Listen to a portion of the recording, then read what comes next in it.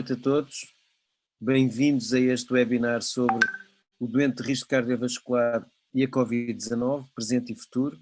Estamos no webinar da News Pharma com a presença de ilustres palestrantes que eu vou apresentar a seguir, mas de qualquer maneira uma pequena introdução.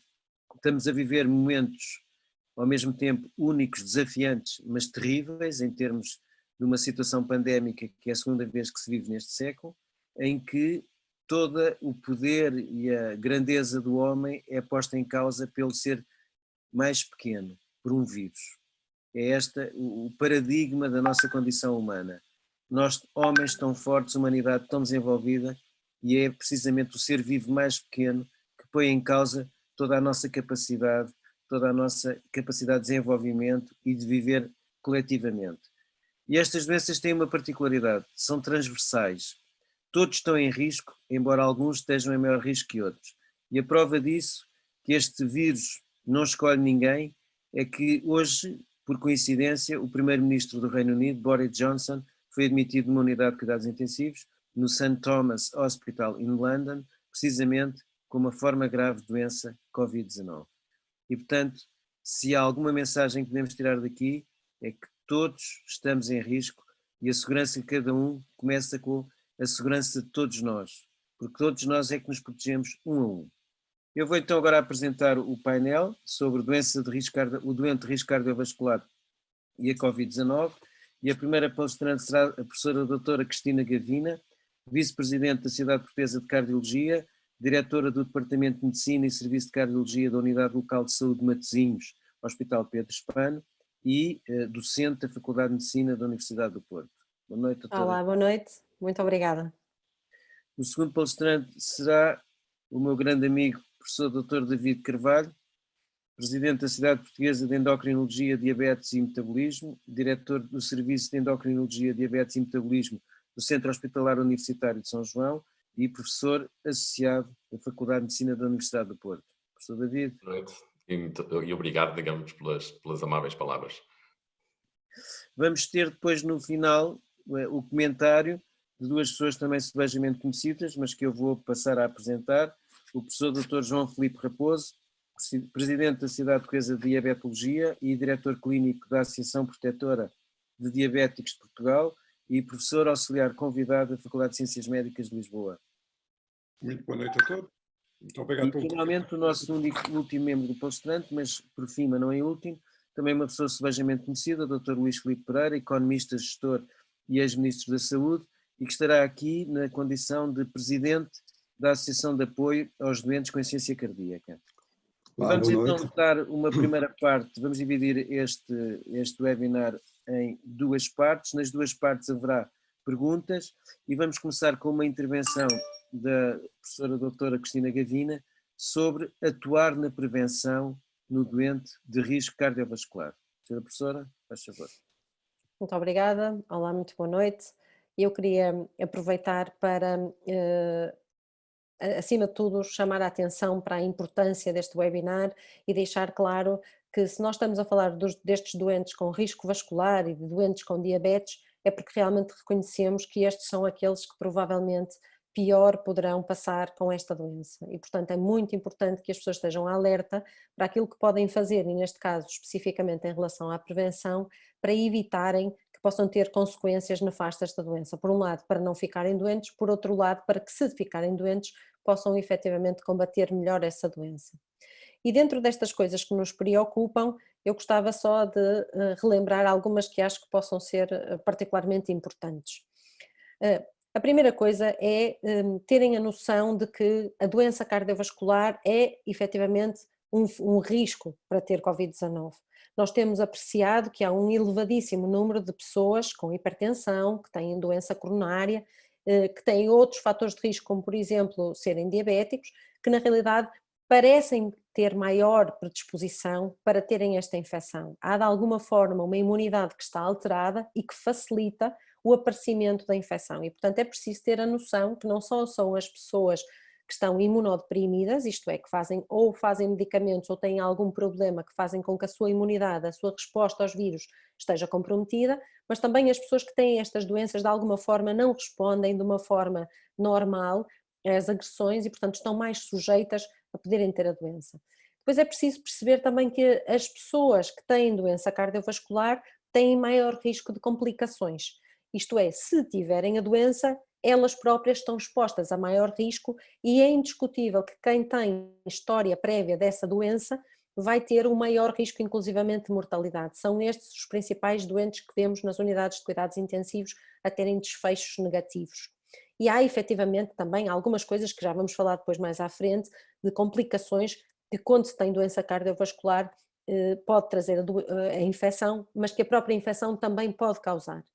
E depois obviamente há outra parte, e é aqui que eu gostava muito de fazer um apelo particularmente às pessoas que têm doença cardiovascular para estarem atentas. E porquê? Porque o que é que nós temos estado a verificar neste momento? Tem havido um número muito mais reduzido de vindas ao serviço de urgência e, curiosamente, o número de doentes que estão a aparecer com infartos agudos de miocárdio é subejamente conhecido em todo o mundo, que está a ser muito inferior àquilo que têm sido as comparações com períodos iguais do ano anterior. Isto tem-nos preocupado. E tem-nos preocupado porquê? Porque, de alguma forma, o que parece estar a suceder é que as pessoas não estão alerta para os sintomas que antes as traziam ao serviço de urgência, provavelmente por medo de, eventualmente, virem a apanhar Covid quando chegam aos serviços de urgência e, portanto, na realidade o que estão a fazer é tentar negar os sintomas, tentar manter-se a casa e quando vêm, muitas vezes vêm tarde, têm apresentações mais tardias e fazem com que a nossa intervenção médica seja efetivamente pior. E, portanto, este cancelamento também que temos tido da atividade programada, das pessoas não virem fazer as suas consultas, não virem fazer os seus exames, pode dar esta sensação de que não precisam de seguimento médico e isso é um erro completo. E, portanto, eu chamava a atenção, acima de tudo, para que quem tem algum tipo de sintoma daqueles que costumamos alertar, estejamos nós a falar da dor no peito típica, que é sugestiva de ser uma dor relacionada com doença cardíaca, ou seja, a dor no meio do peito, que vai para o pescoço, que vai para os ombros ou para os braços, ou eventualmente a sensação de falta de ar, uma falta de ar progressiva, que pode não estar associada nem a tosse nem a febre, como acontece com o Covid, mas que está associada muitas vezes à doença cardíaca, por favor não se esqueçam que quer a linha 112, quer as vias verdes para os trazerem ao hospital, continuam a estar ativas e são capazes de os receber. E há nos hospitais neste momento áreas chamadas limpas, que permitem que as pessoas venham em segurança ao hospital e possam ser avaliadas, isto é, os médicos não deixaram de tratar outras doenças. E isto é provavelmente a coisa mais importante que se tem que explicar a quem tem doença cardiovascular. É que se não tratarem da vossa doença, estão mais expostos a poderem ficar com complicações graves da Covid-19. E, portanto, é muito importante continuar a tentar tratar a tensão arterial, verificar se estamos a tomar as pastilhas para não só as tensões, mas também para o colesterol, para os medicamentos que os médicos lhes deram para, relacionados com um pós-infarto ou eventualmente uma angina de peito ou uma insuficiência cardíaca, e é fundamental continuar a tomar estas medicações. Nas fases descompensadas destas doenças é quando nós estamos mais vulneráveis a termos outras complicações, nomeadamente relacionadas com a Covid-19. E, portanto, tudo aquilo que se fazia não se deve deixar de tomar ou de fazer com receio de pedir ao médico de família uma nova receita, uma nova prescrição, nem de pedir ao cardiologista assistente para o fazer. Portanto, é crítico que neste momento todas as pessoas que têm estas doenças crónicas continuem a vir aos seus médicos, se não for de forma presencial, de forma não presencial, nós estamos a telefonar aos doentes para falar com eles, para perceber os seus sintomas, não estão abandonados e é crítico perceberem que se sentirem algum sintoma destes de alarme, têm que continuar a vir ao hospital, têm que continuar a vir ao serviço de urgência, porque nós estamos a criar as condições para que as pessoas possam ser observadas, porque nem tudo vai terminar num Covid-19. Portanto, há muitas outras coisas e a nossa intervenção também continua a ser feita com outras doenças que não estão relacionadas com isto. E, portanto, a pior coisa que pode acontecer é que um doente com doença cardiovascular se feche em casa com receio, negue os sintomas, começa a não tomar as prescrições que tinha e a recear que essas prescrições sejam seguras. E aqui uma nota muito importante em relação a alguns medicamentos que têm levantado muita dúvida em relação, mesmo para a própria comunidade científica, em relação a se as pessoas devem tomar ou não. Há umas classes de medicamentos que são muito tomadas, quer no caso do tratamento da hipertensão, quer no caso do tratamento da insuficiência cardíaca, que nós genericamente dizemos que são os inibidores da enzima de conversão da angiotensina ou IECAS, ou os antagonistas dos receptores da aldosterona ou ARAS, e que normalmente são medicamentos que nós damos para estas problemáticas. O que é que aconteceu? A determinada altura, quando começamos a perceber como é que o vírus interage com a parte pulmonar, percebemos que ele conseguia entrar dentro do nosso organismo através de uns receptores que existem, que são os receptores da ECA2, que são os receptores muito interessantes porque, curiosamente, em circunstâncias normais, têm efeitos protetores sobre o próprio pulmão e diminuem a inflamação, que é uma das consequências mais nocivas relacionadas com este vírus. E estes medicamentos de que eu falei, efetivamente, podem levar a um aumento da expressão destes receptores. E a dúvida que se colocou foi se isso facilitaria a infecção. E é um facto que quando nós vamos ver as pessoas, como já disse, que estão internadas nas unidades de cuidados intensivos ou internadas em hospitais, muitas delas vão ser hipertensas e muitas delas vão estar a tomar este medicamento. Mas não é porque o medicamento predisponha a que as pessoas fiquem doentes. Na realidade, até há alguns estudos que mostram que esse efeito de termos mais desses receptores protetores até pode vir a proteger mais o pulmão. Obviamente nós neste momento isto é tudo especulação, mas uma coisa é certa. O que as pessoas não podem fazer é deixar de tomar estes medicamentos. Estes medicamentos são críticos, quer para tratar a hipertensão, quer para tratar a sua insuficiência cardíaca e não devem ser parados sob circunstância alguma. Portanto, a melhor recomendação que nós podemos dar neste momento em termos de prevenção aos doentes cardiovasculares é, por favor, mantenham as terapêuticas que já estavam a fazer, tentem controlar os fatores de risco e exponham-se o mínimo possível a situações de risco que serão desnecessárias nesta fase. Professor Filipe. Muito obrigado, professora Cristina Gavina. Nós vamos fazer agora a parte do professor David Carvalho, que vai abordar precisamente também este aspecto de atuar na prevenção, e depois faríamos então uma pequena parte de perguntas e respostas aberta à comunidade. Professor David. Pois, eu gostava de, antes de falar especificamente sobre como é que ou porque é que os doentes diabéticos de facto acabam por ser um grupo de risco, de maior risco de apanhar, digamos, de contrair esta infecção Covid, lembrar que de uma maneira relativamente simples, e pareceu-me bastante feliz este desenho, o vírus, este vírus Covid entra no trato respiratório, ele tem, digamos, como a professora Cristina Gavina já disse, tem receptores logo na região da nasofaringe e também a nível alveolar, mas tem também em muitos outros tecidos, nomeadamente no rim, no coração e inclusive no pâncreas.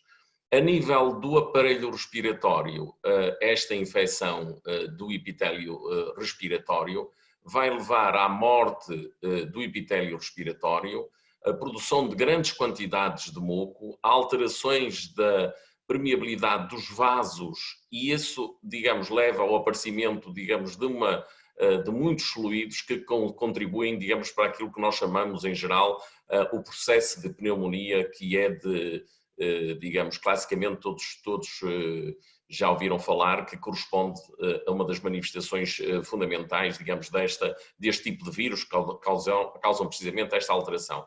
E esta pneumonia acaba por se repercutir em termos de uma insuficiência respiratória aguda, portanto os doentes ficam com muita falta de ar, uma inflamação de todo o organismo e acaba por causar a falência de vários órgãos, nomeadamente insuficiência renal aguda. O vírus tem também uma ação, e também por isso é que é através deste outro mecanismo que acaba por ter, digamos, algumas das alterações importantes que já foram aqui referidas. O vírus é capaz de interferir, nomeadamente, na ação dos glóbulos brancos do nosso organismo, é capaz de interferir com umas células especiais que nós temos no nosso organismo, que são capazes de engolfar, portanto, englobar bactérias e outros agentes e que são responsáveis pela resposta de defesa do organismo e que está alterada também, que o vírus acaba por induzir uma alteração. E depois dá-se um fenómeno que é uma desregulação da resposta imunológica, havendo a libertação de uma enorme quantidade de substâncias que acabam por contribuir para esta inflamação generalizada e para a tal falência de vários órgãos. Também realçar, já foi aqui referido pela professora Cristina Gavina, de que tem um papel muito importante esta proteína chamada ECA, enzima de conversão da angiotensina, neste caso a 2, não aquela que é atuada basicamente pelos medicamentos que ela já referiu, os inibidores da ECA, os medicamentos que, digamos, juntamente com os ARAs, são seguramente os medicamentos mais utilizados no tratamento da hipertensão e da insuficiência cardíaca, e que muitas vezes nos doentes diabéticos, nós, para além de tratarmos a hipertensão dos diabéticos, de tratarmos as alterações cardíacas, também utilizamos, nomeadamente, na prevenção da evolução da nefropatia, das lesões renais dos doentes diabéticos. E, precisamente, o aumento da expressão desta ECA2 acaba por contribuir de forma marcada também para a disfunção cardíaca, juntamente com estas, digamos, estas substâncias que são libertadas por estas, segregadas por estas células do sistema imunológico. No que diz respeito aos doentes diabéticos, a ação, digamos, o que é que tem de particular os doentes diabéticos? Primeiro, em geral, tem um aumento da expressão da ECA, o que poderia facilitar a ação do vírus, atendendo a que existe uma elevação desta proteína. Tem também já de per si, sobretudo se a diabetes estiver descompensada, ou particularmente se a diabetes estiver descompensada, a alteração destas células do nosso mecanismo de defesa do organismo, que englobam as substâncias estranhas e que as destroem. E também os nossos glóbulos brancos, ou melhor, os glóbulos brancos dos doentes diabéticos, também têm uma alteração da sua atividade. Portanto, para além da ação do próprio vírus, os doentes diabéticos também têm esta alteração e por isso os tornam mais suscetíveis. Como disse há pouco, esta ECA também está presente nas células beta, que são as células do pâncreas, das ilhotas chamadas de Langerhans, que foi o autor que as descreveu, e que, atuando sobre estas, podem levar a alterações da secreção da insulina. Portanto, com este conjunto, com este puzzle, há, digamos, a conjugação de múltiplos fatores que fazem com que os doentes diabéticos sejam, digamos, das populações mais afetadas, para além dos doentes de elevado risco cardiovascular, os doentes diabéticos, os doentes também com alterações respiratórias, os doentes com insuficiência renal, são também grupos de risco e esses grupos de risco devem ter medidas especiais na prevenção. Também chamar a atenção para este aspecto muito importante. Existe como que um círculo vicioso entre diabetes e infecção, isto é, os diabéticos têm maior probabilidade sobretudo se estiverem descompensados, porque se estiverem compensados já não será assim, de terem mais infecção e, por sua vez, a infecção também acaba por levar à descompensação da diabetes. Portanto, nós temos aqui um círculo vicioso. A diabetes causa a infecção descompensa a diabetes e, por sua vez, acaba por agravar a infecção. Portanto, temos aqui, e é fundamental acabar com este círculo vicioso. Como é que nós podemos acabar? Obviamente, tentando evitar que a diabetes compense. Portanto, otimizar as condições, isso será a grande prevenção. Porque é que os doentes diabéticos descompensam nesta circunstância? Em princípio, a primeira questão é por causa da quarentena, quer dizer, o confinamento dentro de um espaço relativamente limitado faz com que as pessoas façam menos exercício e, portanto, ao fazerem menos exercício, gastam menos açúcar e há tendência para que o açúcar se eleve e, portanto, os doentes têm hiperglicemia. Por outro lado, estando confinados a casa, não tendo muito o que fazer, uma das tentações pode ser ingerir mais alimentos. Portanto, e por vezes, inclusive, aborrecidos com a sua situação de confinamento, também acabam por ter opções menos saudáveis. Ora, hoje come-se um bolinho, amanhã come-se outra coisa, e o que acaba por acontecer é um aumento de peso e uma descompensação da diabetes.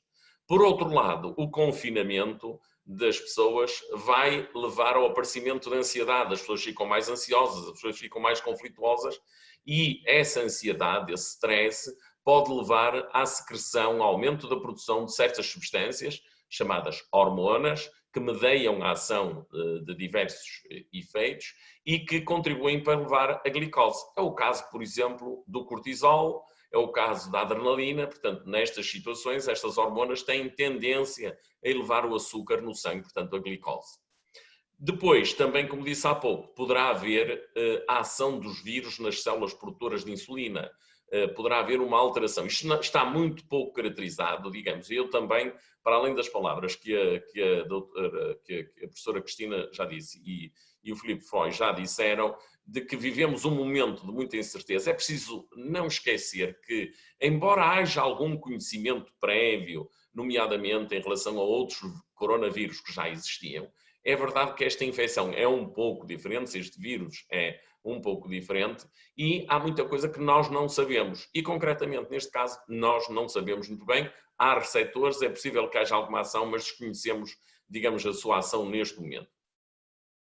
Então, como é que nós poderemos prevenir esta descompensação?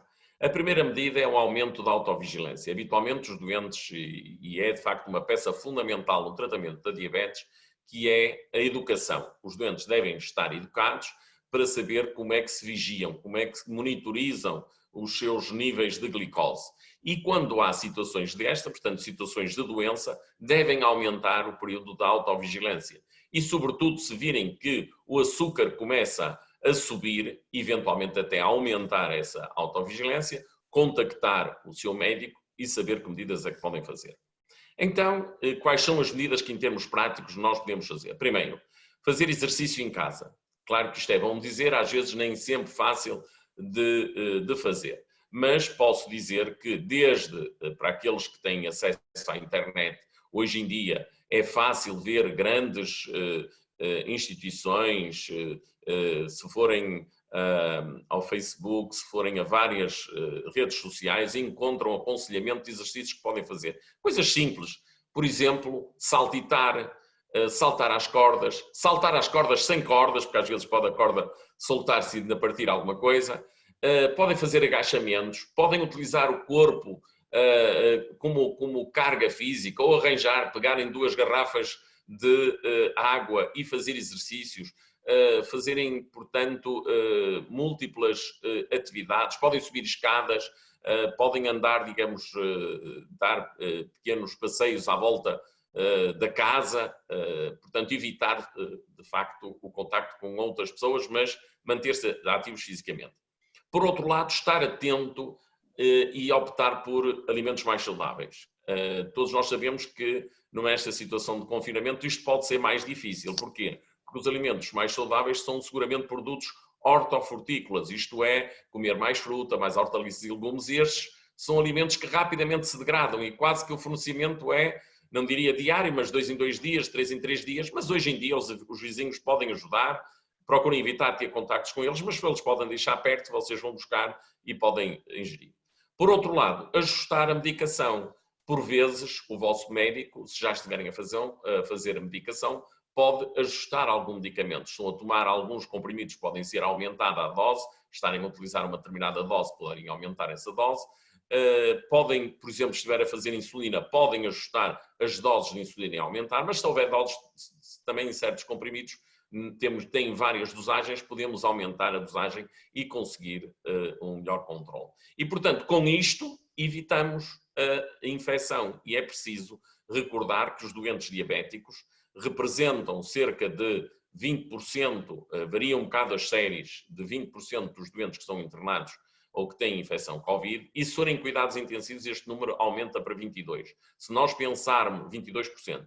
Se nós pensarmos que, em geral, na população portuguesa nós temos 13,6% da diabetes, na população em geral, é de admitir que isto são valores de facto superiores, portanto, traduzem a tal suscetibilidade ou as situações de risco que estes indivíduos têm. Por outro lado, lembrar que esta infecção, embora o grupo, a idade em que aparece mais ou menos seja nos 50, 60, a mortalidade é maior nas pessoas que têm cerca de 80 anos, onde a prevalência de diabetes pode chegar aos 28%. E nestes casos a mortalidade anda à volta dos 7, 8%. Portanto, nos doentes diabéticos podem ter esses valores elevados. Portanto, é fundamental prevenir a descompensação, é fundamental prevenir. Claro que os doentes diabéticos, quando estão descompensados, estão imunocomprometidos. E por isso, por exemplo, este poderá ser um assunto para a gente discutir, a minha sugestão é que eventualmente não, a minha sugestão é de que usem uma máscara. Se saírem à rua, devem utilizar uma máscara para se protegerem e também para proteger os outros. E para a primeira parte, digamos, desta ronda da prevenção, era isto que eu gostava de partilhar com todos. Bom, professor David Carvalho e professora Cristina Gavina, muito obrigado pelas duas excelentes apresentações. Eu vou só fazer aqui uma pequena pergunta a cada um dos dois e depois vou ler algumas perguntas que já estão aqui no âmbito da prevenção. Professora Cristina Gavina, hoje curiosamente foi publicado no JAMA talvez uma das maiores séries sobre doentes internados em cuidados intensivos, com cerca de 1.600 doentes internados em cuidados intensivos na Lombardia, que provavelmente é uma população que já se aproxima mais dos nossos doentes, e nesta série de 1.600 doentes internados em cuidados intensivos, curiosamente, 49% tinham hipertensão, um valor mais alto do que aquele que a gente tinha encontrado nas séries italianas. E eu gostei muito da maneira como abordou o tema na separação dos dois riscos. Risco de contrair a doença, que é a primeira parte, risco de ter formas mais graves de doença, que é aquilo que está documentado. E que no contrair a doença, o descontrole da doença será certamente um fator determinante. Atendendo a esta conjugação de hipertensão e ao controle da doença, o que é que acha na sua experiência que são os principais fatores que têm condicionado os doentes descontrolarem e como é que monitoriza os seus doentes com doença cardiovascular e em particular a hipertensão, que parece ter uma dimensão tão grande nesta série italiana? Eu acho que, acima de tudo, nós temos que ter presente de que pode haver aqui uma associação que não seja necessariamente causa e efeito. E isto para não alarmar demasiado as pessoas, porque é uma verdade que nós temos populações mais envelhecidas, em particular nas séries italianas, e que, tal como acontece na diabetes, a incidência de hipertensão aumenta com a idade. E, portanto, pode haver aqui algum grau de coincidência, isto para não dar a ideia às pessoas que estejam em casa a ouvir de que tenho hipertensão, estou tramado, vou ficar gravemente doente se contrair o Covid-19, não é? Portanto, isto para explicar que não é necessariamente uma questão causa e efeito. Mas é indiscutível que há qualquer coisa que se está a passar em que os doentes hipertensos têm pior desfecho quando têm esta infecção. E o que é que eu acho que é importante as pessoas terem em mente? Primeira coisa é, quando estão com a tensão controlada, a probabilidade de descompensação vai ser muito mais baixa. E, portanto, a primeira coisa a fazer é, por favor, continuem os medicamentos que estão a fazer e tenham atenção ao controle da tensão arterial, porque seguramente se a tiverem controlada as coisas vão correr melhor.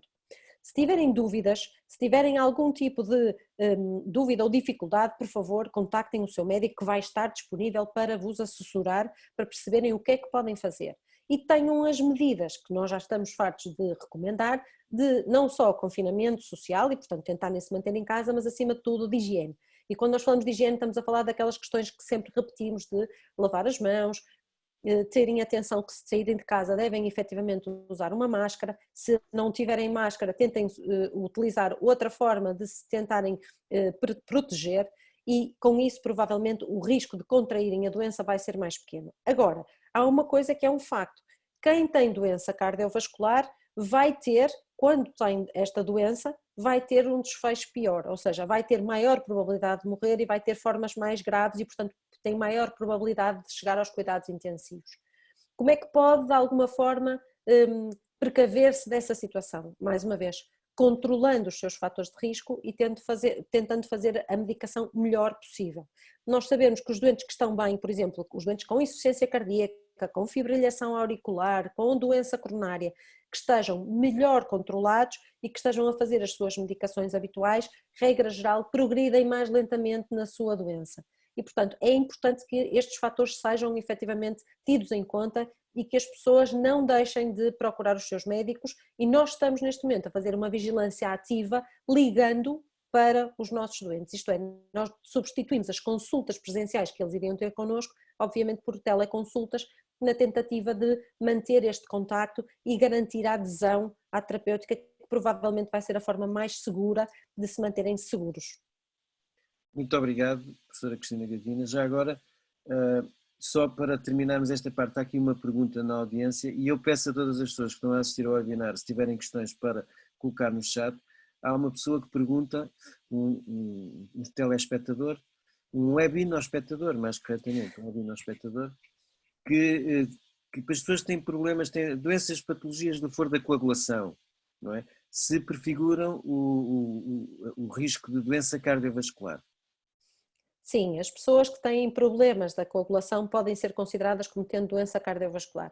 Há dois tipos fundamentais, uns que têm mais uma doença que está relacionada com as veias, nomeadamente das pernas e das tromboses das veias das pernas, que é em particular pessoas que já têm alguma predisposição familiar também para esse tipo de problemas, e depois há as outras que têm problemas de arritmias do coração, que também elas podem ter maior predisposição a formar coágulos e como tal vão ter mais probabilidade de estarem a fazer inclusivamente medicações para pôr o sangue fino, digamos assim. E essas pessoas também são consideradas como doentes de risco cardiovascular e sim, são também aquelas que estão a ser alvo das nossas cuidados e atenções e que não devem também suspender os fármacos que estão a fazer, sob pena de poderem agravar o seu prognóstico.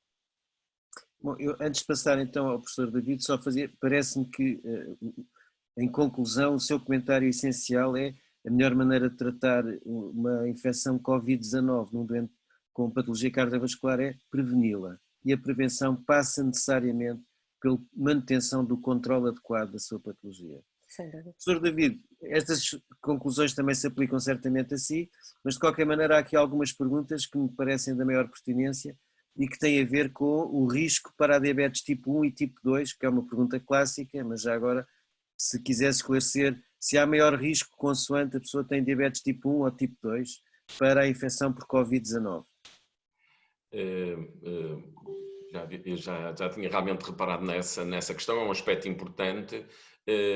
Todos classicamente sabem que a diabetes, grosseiramente, pode ser dividida em diabetes tipo 1, que é uma doença autoimune e que habitualmente aparece mais frequentemente nas crianças, e a diabetes tipo 2, que aparece mais na população adulta e que se associa a outros fatores de risco, nomeadamente a obesidade, a hipertensão, a dislipidemia.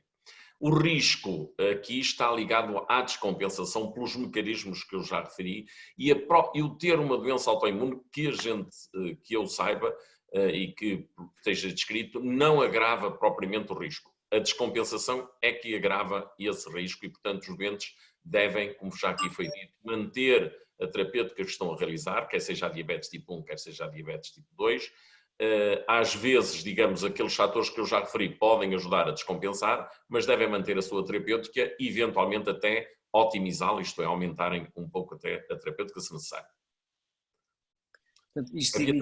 Há também aqui uma pergunta que eu percebi, já agora que estou-me a substituir à sua função, que era uma pergunta a ser se quem tiver dificuldades se pode, será alguma linha de informação.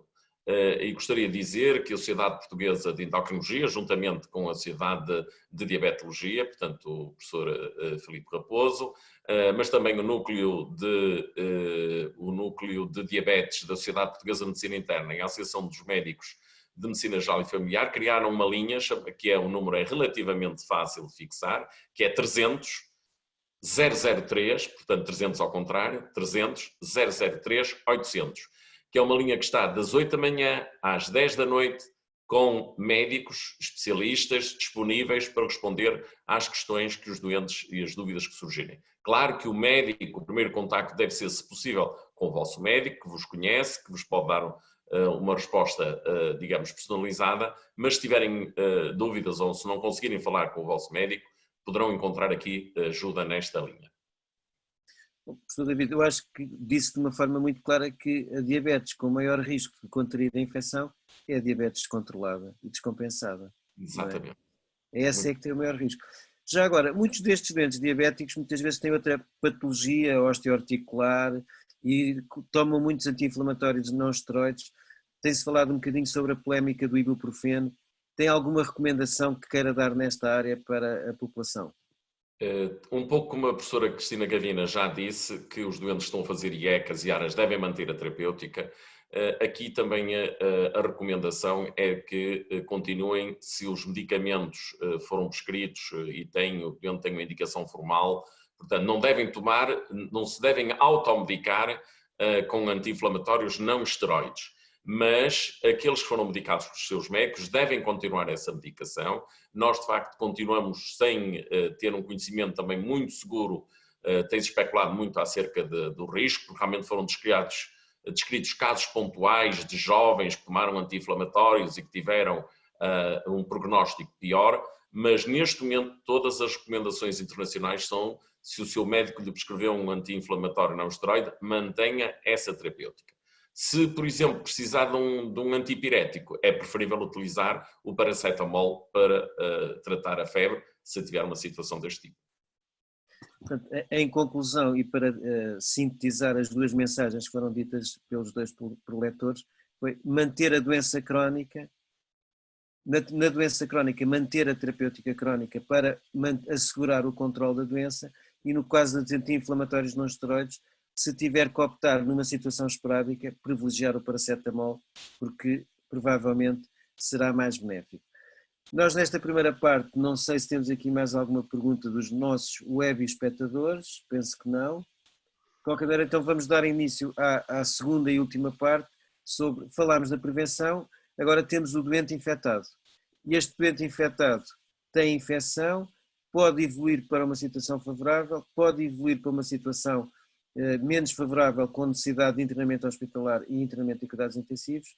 E o que é que nós, neste caso a professora Cristina Gavina, em relação aos seus doentes, valoriza mais em termos do doente infectado e em termos de monitorização de resposta para perceber melhor para que situação é que ele pode evoluir?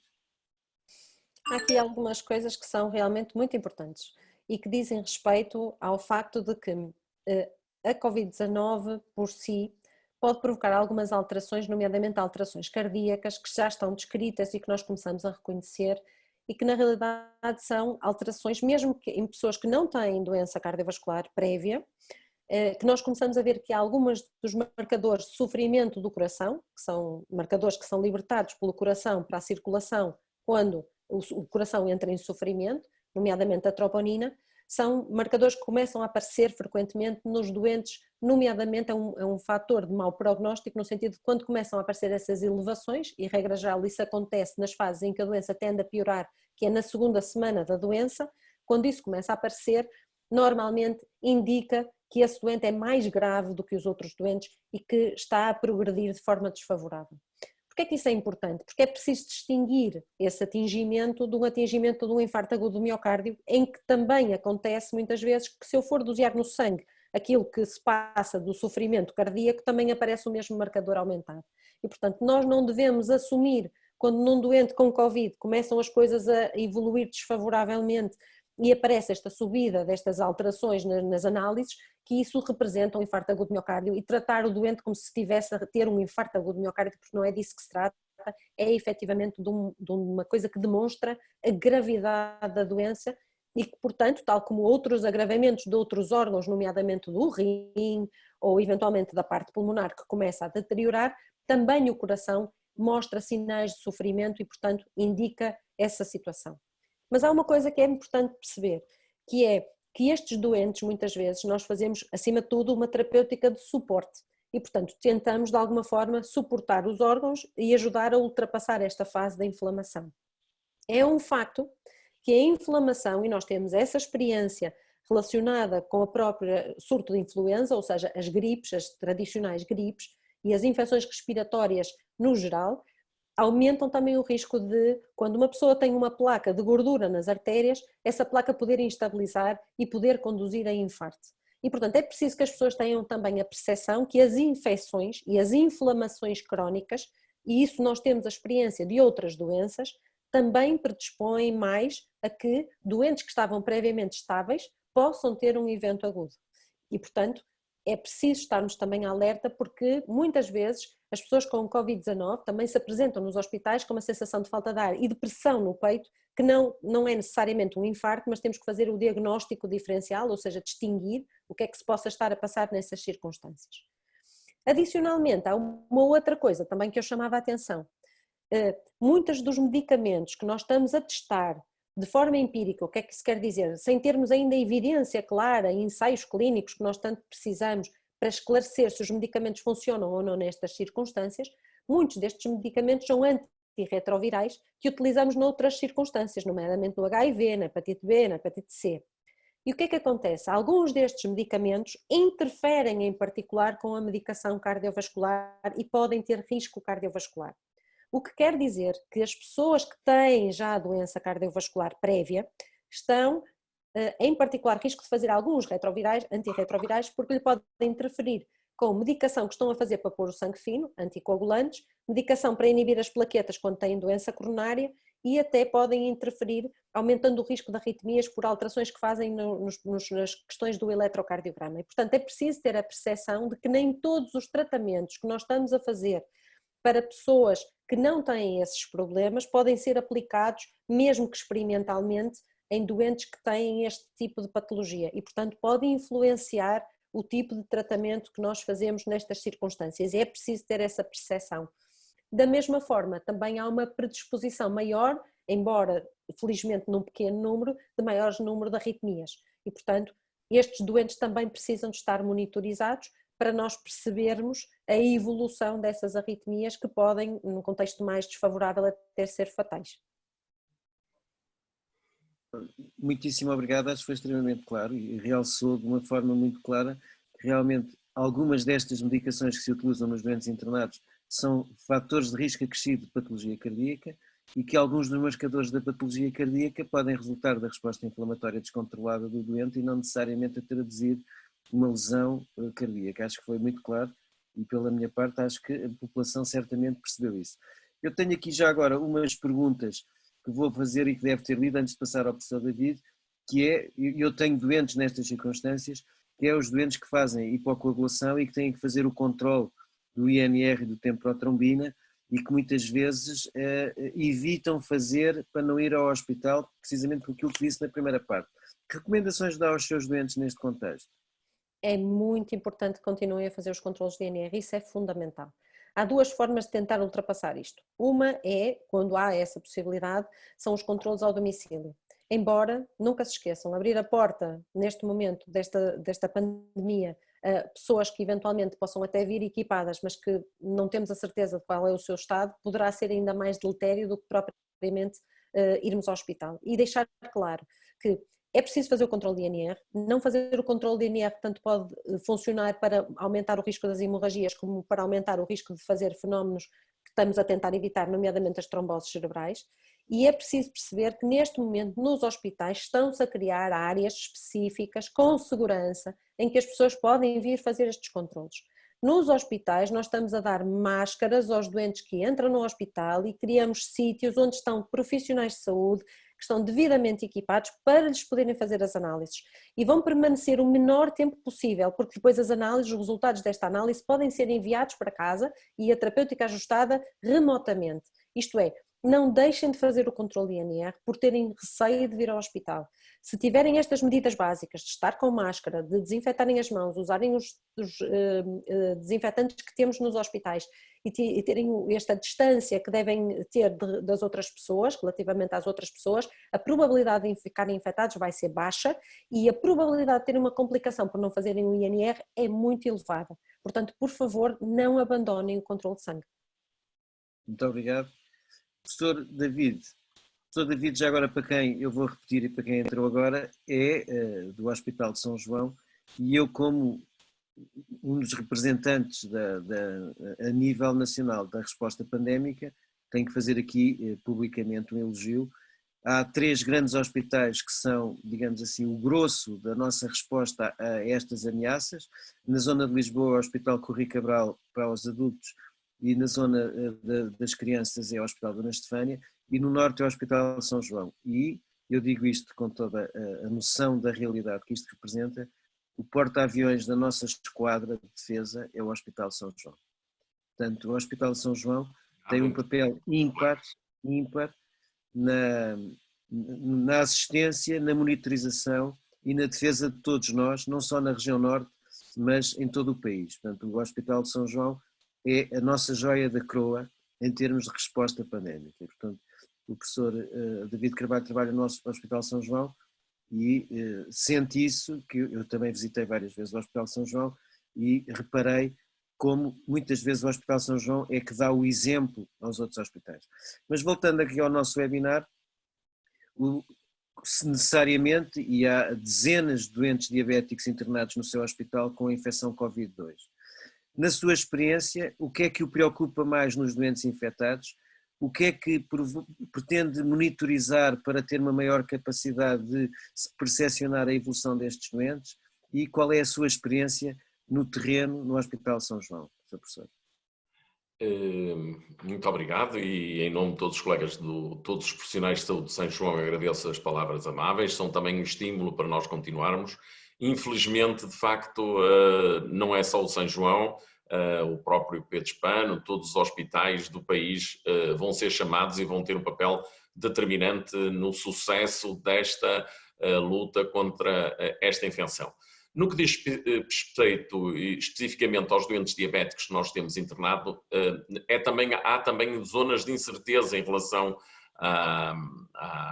digamos, a esta própria situação, porque, por exemplo, nós temos doentes que começam a ter uma descompensação ainda que moderada e, por exemplo, no caso dos diabéticos tipo 1 que têm sensores de glicose, nós ficamos, nomeadamente o modelo, apesar da publicidade, mas neste momento é o mais utilizado, portanto, de determinação da glicemia intersticial, nós ficamos um bocado na dúvida se ele é ou não um método útil. Portanto, não há estudos, como dizia a professora Cristina, não há estudos que nos comprovem a eficácia, portanto, nós monitorizamos do método clássico, que é a determinação da glicemia capilar e ajustar a terapêutica.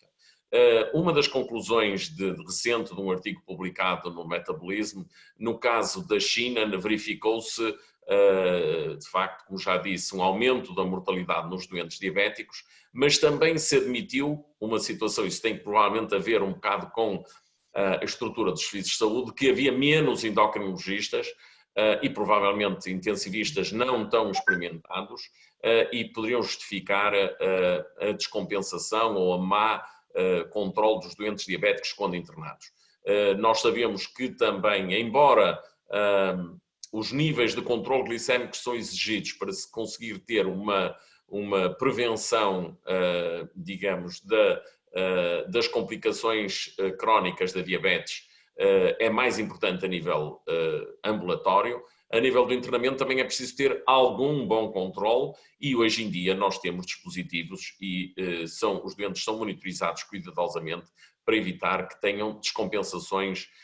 E gostava também de chamar a atenção, um pouco como a professora Cristina já disse, para os doentes que já têm infecção, mas que entretanto ainda não foram internados, que por vezes, começando a haver alterações da função renal, pode haver, por exemplo, necessidade de suspender a terapêutica com metformina, eventualmente utilizar alguns dos fármacos que são até protetores cardiovasculares, nomeadamente os inibidores da SGLT2, que porventura poderão levar a uma desidratação se o doente não for conveniente, não tiver uma ingestão de fluidos suficientes, e chamava também, há pouco esqueci-me dessa medida muito importante, que é manter uma boa hidratação, mas de facto nos doentes internados no hospital, e nós de facto temos um número elevadíssimo de doentes, a informação que eu tenho é que fora as unidades de cuidados intensivos já temos 180 doentes internados, mas obviamente que estão diariamente, o hospital fez um esforço e a direção fez um esforço no sentido de criar estruturas e espaços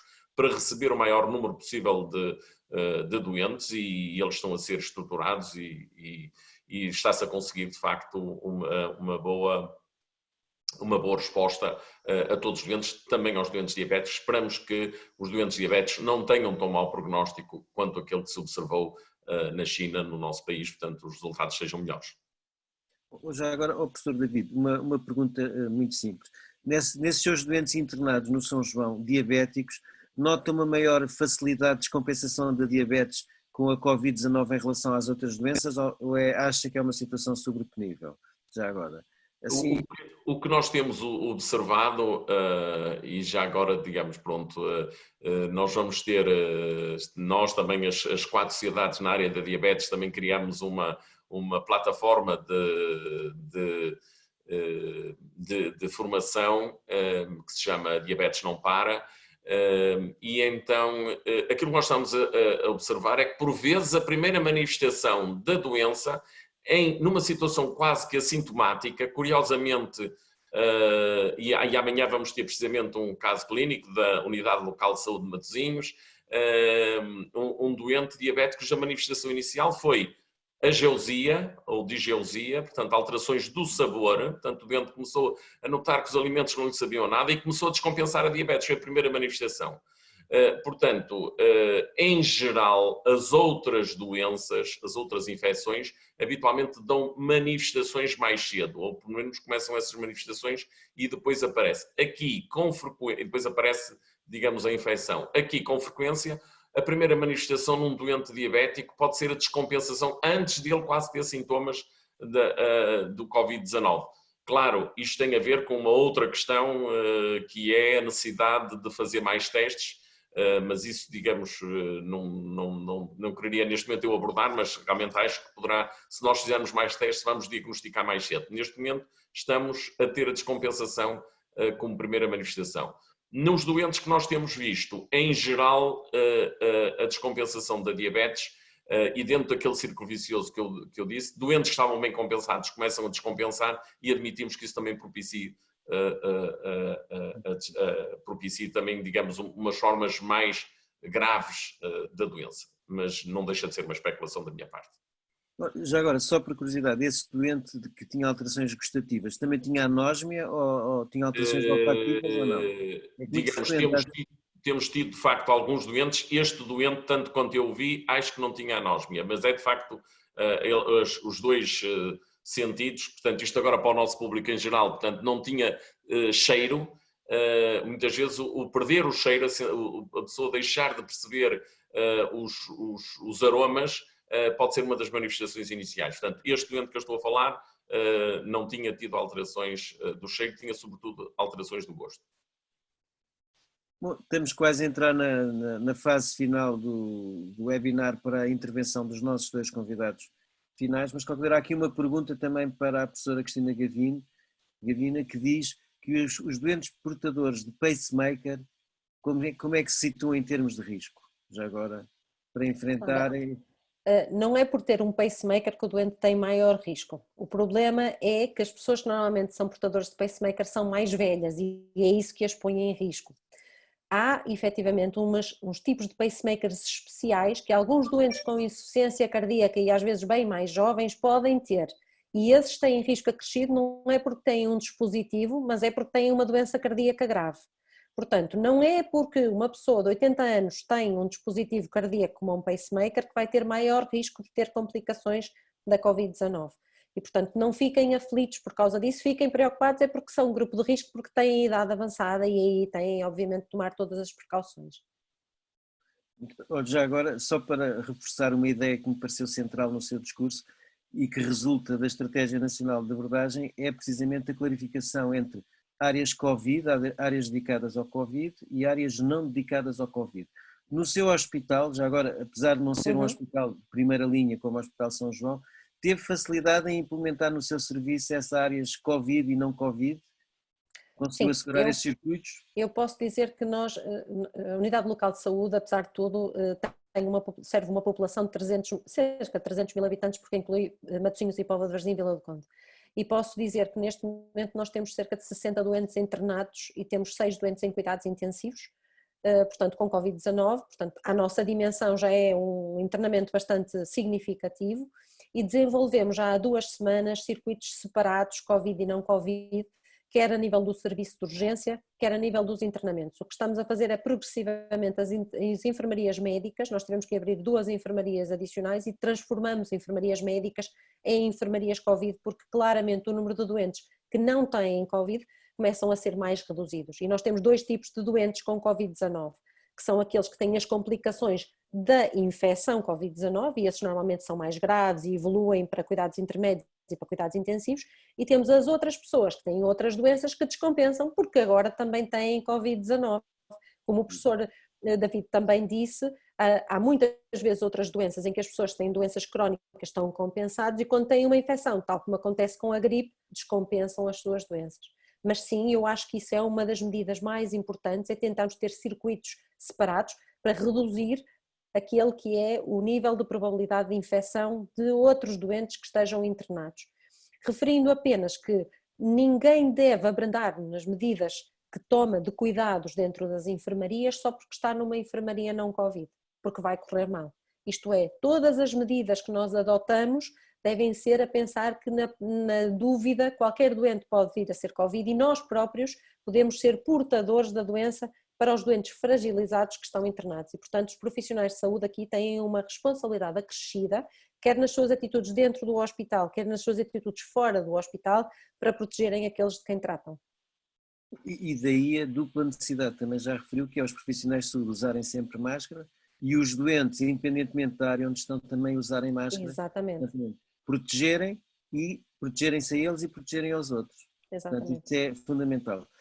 Bom, vamos entrar então nos últimos minutos, mas temos perfeitamente tempo para começar com o professor João Filipe Raposo, como já foi apresentado, presidente da Sociedade Portuguesa de Diabetologia, diretor clínico da Associação Protetora dos Diabéticos de Portugal, e eu queria só que neste âmbito e nesta vastíssima experiência também com doentes diabéticos, o que é que na sua experiência encontra neste momento os maiores medos, os maiores receios, as maiores inseguranças na população diabética e o que é que a Associação Portuguesa, a Associação Protetora dos Diabéticos de Portugal, tomou como iniciativa para ir ao encontro dessas necessidades?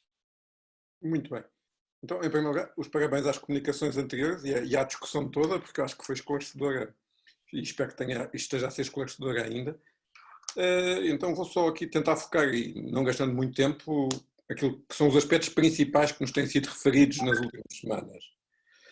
Uma questão, enfim, o professor David abordou um bocadinho isso, de alguma maneira as pessoas com diabetes, ao longo das últimas décadas, fruto também um bocadinho do histórico que em Portugal temos na área da educação das pessoas com diabetes, foram educadas a gerir a sua doença, a sua diabetes. E isso para nós é algo que agora estamos a recolher um pouco os frutos, porque tem sido muito mais fácil manter as pessoas com diabetes em casa e comunicarmos à distância e termos a informação necessária e suficiente para ajudar nesta fase, do que se não tivéssemos procedido antes a este esforço de educação, que tão difícil foi de ter o reconhecimento, muitas vezes, por parte das entidades oficiais. Aquilo que as pessoas nos perguntam muitas vezes é o que é que podem fazer e o que é que devem fazer. Ou seja, neste caso, qual é o meu papel enquanto pessoa com diabetes? Porque a história de dizer, bom, a diabetes tem que estar bem controlada e, enfim, e dentro dos profissionais de saúde, o que é que significa uma pessoa com diabetes estar bem controlada? É ter os níveis do açúcar no sangue o mais adequado possível para a sua idade e para o seu estado de saúde. E isto significa coisas muito diferentes para as pessoas com diabetes, desde aquilo que é para as crianças, para os jovens adultos, para as pessoas mais velhas que até têm outras patologias, onde nós até há muito poucos meses antes do Covid, para pessoas mais velhas, mais frágeis, nós dizíamos, bom, se calhar os níveis do açúcar no sangue podem estar um pouco mais altos, que se calhar não lhes faz diferença nenhuma. E agora temos que redefinir e temos que encontrar, junto com as equipas de saúde, saber quais são os meus objetivos de controle do açúcar no sangue. Depois, as pessoas com diabetes não têm só a diabetes, têm a hipertensão, que a professora Cristina também já falou, e o professor David também, e, portanto, qual é o nível de controle que eu tenho que ter para cada uma destas coisas, para todas as coisas que eu tenho. E isto aumenta também a complexidade e o susto em que as pessoas vivem, porque sentem nesta altura muito o risco, este risco que nós estamos aqui a transmitir é um susto sentido pela vida das pessoas, que as leva muitas vezes a exagerar até no tratamento, no caso da diabetes, e a ter mais hipoglicemias do que aquilo que tinham antes. E, portanto, como é que tratamos as hipoglicemias e se as equipas de saúde estão ou não a reforçar o ensino do tratamento das hipoglicemias? O outro nível de questões que nos puseram muito nas últimas semanas é se iam ter medicamentos suficientes e material suficiente. Porque se falou da falta de insulina, falou-se da falta das novas insulinas, dos novos medicamentos, dos consumíveis que as pessoas utilizam para picar o dedo, ou dos sensores para monitorizar a glicemia, falou-se de faltas de equipamentos e, portanto, foi difícil também tranquilizar um pouco as pessoas para o Estado e para evitar a corrida acelerada e imediata para fazer grandes estoques de equipamentos, que isso sim tornava o abastecimento mais difícil do mercado. Depois as outras questões, a exemplo do INR, nós habituámos as pessoas a fazerem análises 2 vezes no ano, 3 vezes no ano, 4 vezes no ano, enfim, dependendo da sua situação de saúde.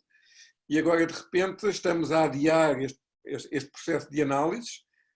Claro que nós hoje, profissionais de saúde, aqui no meu papel profissional, temos hipótese de tentar uma boa aproximação, saber como é que as pessoas estão, mas isto, de alguma maneira, também transmite alguma insegurança às pessoas que sentem a falta daquela periodicidade regular da avaliação laboratorial, e nós temos que rapidamente avançar para a programação desta avaliação laboratorial, até para as pessoas terem uma perspectiva do retorno a uma normalidade e aquela que nós teremos que definir com elas.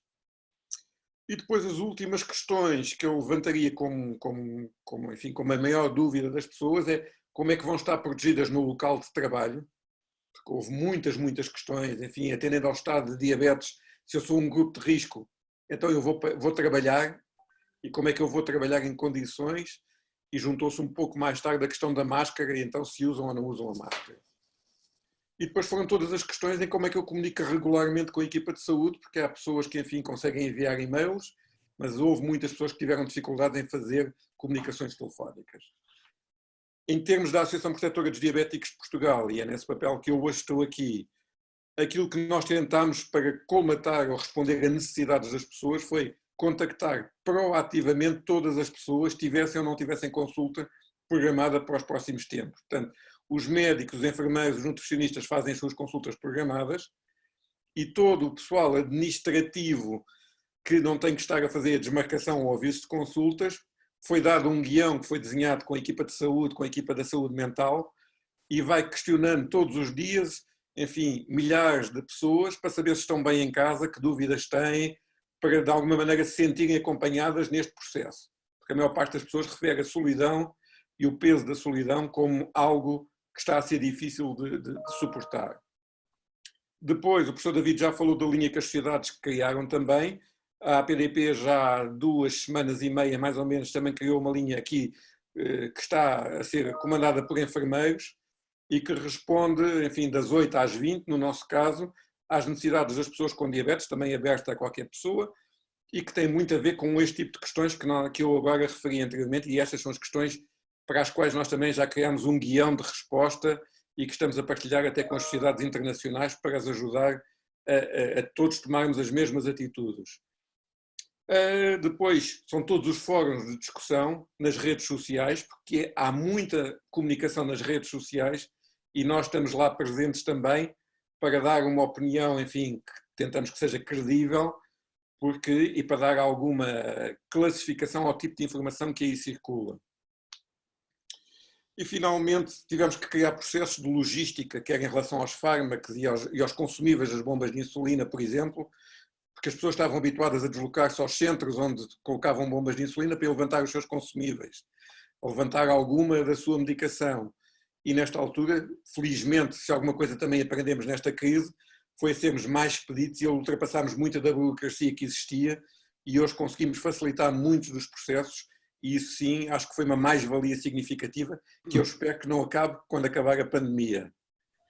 E a última função tem sido os contactos, enfim, quase permanentes com o Ministério da Saúde e com as suas estruturas, dando também aqui a nossa perspectiva para tentarmos que todos juntos consigamos ter uma resposta concertada que satisfaça os profissionais de saúde, mas que satisfaça em último lugar aqui as pessoas com diabetes, neste caso, nesta minha função enquanto diretor clínico da APDP. Professor João Raposo, já que o professor David Carvalho disse o número de telefone 300 003 800, também não quer dizer o número de telefone da sua linha? Quer, com certeza. Portanto, o nosso telefone é o 21 381 6161, das 20 às 20. Das 8 às 20, perdão. Obrigado. E finalmente, estamos já um bocadinho à frente do nosso tempo, mas também é com muito prazer que a gente vai ter a oportunidade de partilhar a experiência com o Dr. Luís Filipe Pereira, para quem não entrou no início, economista, gestor e ex-ministro da Saúde, e aqui na condição de presidente da Associação de Apoio aos Doentes com Insuficiência Cardíaca. Dr. Luís Filipe Pereira, nesta sua associação, o que é que lhe têm transmitido em termos de medos, receios e insegurança os doentes com insuficiência cardíaca e em que medida a associação foi ao encontro destas necessidades? Bom, boa noite a todos. Também queria felicitar as pessoas que intervieram até agora. Foram excelentes intervenções. Aquilo que foi dito pelo o professor Filipe Raposo, de alguma maneira se também pode aplicar à ADIC, a Associação de Apoio aos Doentes com Insuficiência Cardíaca, com algumas especificidades. Dentro do âmbito das doenças cardíacas, a insuficiência cardíaca é talvez menos conhecida, mas todos nós sabemos que a prevalência desta doença está a aumentar e a aumentar fortemente e que, num futuro não muito longo, tornará talvez uma das grandes preocupações das doenças do foro cardíaco. É evidente que as pessoas, digamos, contactam-nos também para perceber melhor que riscos é que incorrem, um pouco como foi dito a pessoa que falou antes de mim. O que é que se pode fazer, que cuidados adicionais é que podem ter em relação, digamos, à sua doença. Eu, de uma maneira, assim, digamos, muito sumária, até porque o tempo vai longo, diria que a nossa preocupação tem sido, nesta situação gravíssima, como aliás foi acentuado logo no início, em que estamos a viver, enfim, algo que nunca vivemos, pelo menos nesta geração, nunca vivemos, levanta problemas de ansiedade e de resposta a pessoas que neste momento estão confinadas em casa sem quase terem contactos com outras, a não ser por via, digamos, à distância, digamos assim, e tentámos responder a perguntas concretas que nos têm sido colocadas. Eu posso dar aqui alguns exemplos. Por exemplo, algumas delas um pouco revelando menos conhecimento, outras uma preocupação mais fundamentada. Por exemplo, têm-nos perguntado se a vacina da gripe, se foram para as pessoas que tomaram a vacina da gripe, se isso tem algum efeito de menor probabilidade de terem o vírus, por exemplo. Um outro aspecto também que tem vindo é da medicamentação.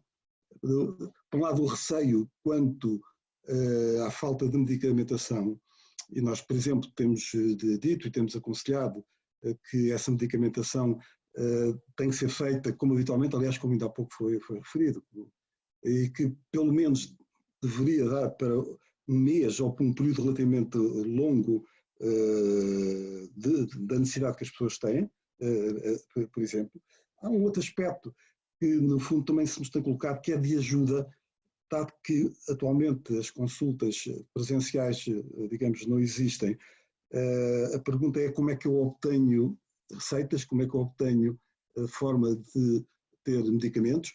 Temos tentado também ter esse papel de tentar encaminhá-los e de lhes dar conselhos de contactar o seu médico assistente para que esse problema seja resolvido.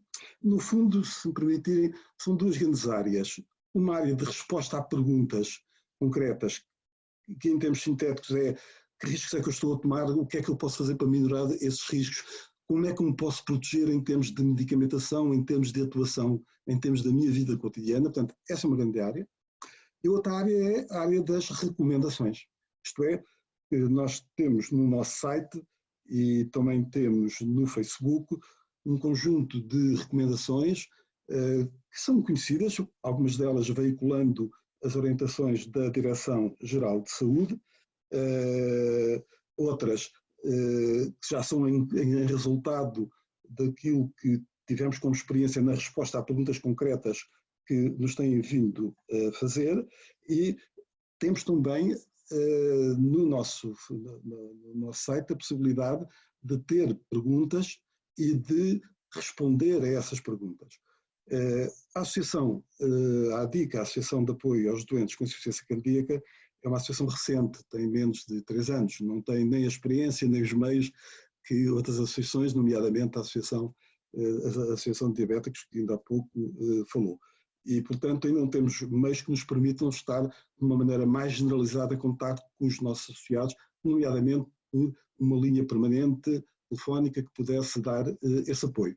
Mas está nas nossas intenções de alargar cada vez mais essa atividade e de cada vez mais responder às pessoas que têm esta doença, que, torno a dizer, é uma doença que ainda é relativamente pouco conhecida, mas que terá cada vez mais uma maior uma maior expressão. Sintetizando, estamos a viver de facto uma situação única, como ainda há pouco foi dito. Em todo o mundo, creio que há neste momento cerca de quase 2 bilhões de pessoas sujeitas a qualquer tipo de confinamento. Todas as sociedades europeias têm alguma forma de confinamento. Temos de facto um inimigo muito grande, que é um vírus, e estamos a atuar por forma não a resolver, porque não havendo vacina e não havendo imunidade de grupo não resolvemos o problema. Estamos a ganhar tempo para que os nossos serviços de saúde possam apetechar-se melhor e ter uma melhor resposta.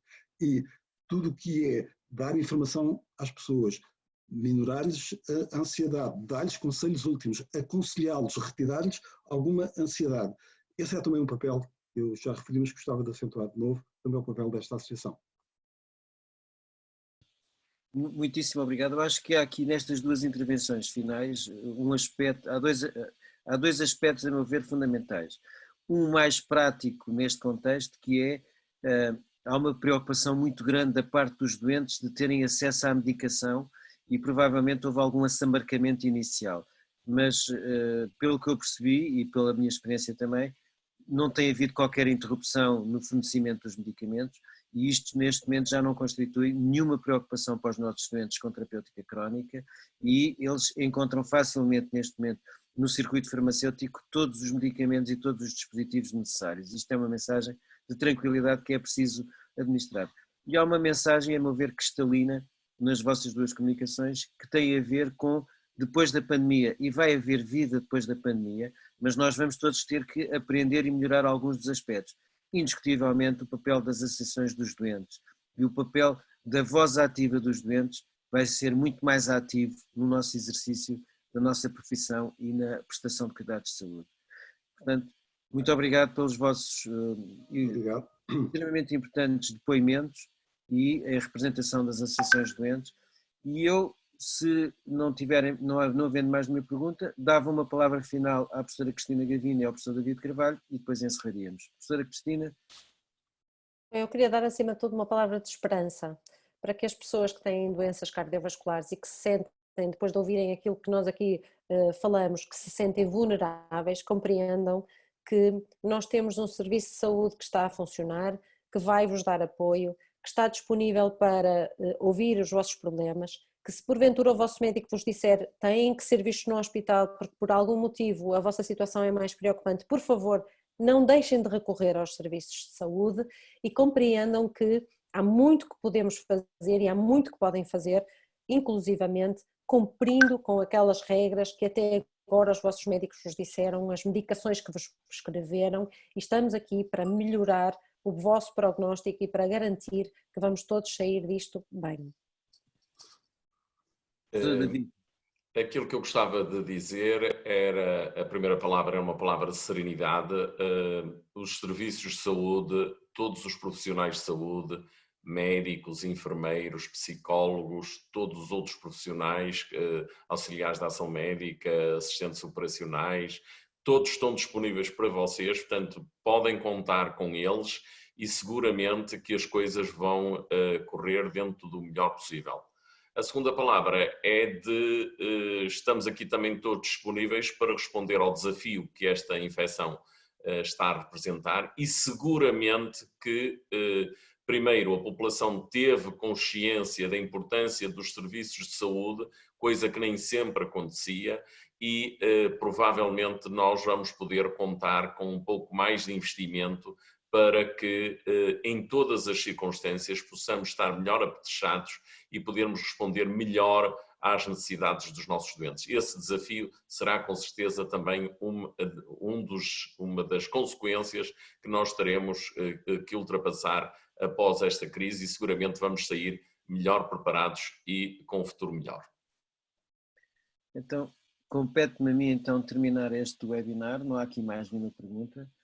Agradecer as excelentes intervenções de todos os intervenientes, agradecer à News Pharma a organização deste evento e, sobretudo, esclarecer que nós estamos a viver momentos excepcionais que exigem de nós o melhor em termos de cidadania e de responsabilidade e de atuação com conhecimento. E foi isto aqui que acho que nós proporcionamos. Conhecimento para fundamentar as melhores práticas. Foi uma honra ter estado aqui convosco. Muito obrigado. Obrigado. E depois será disponível, penso eu, para ser visto mais tarde. Muito obrigado a todos.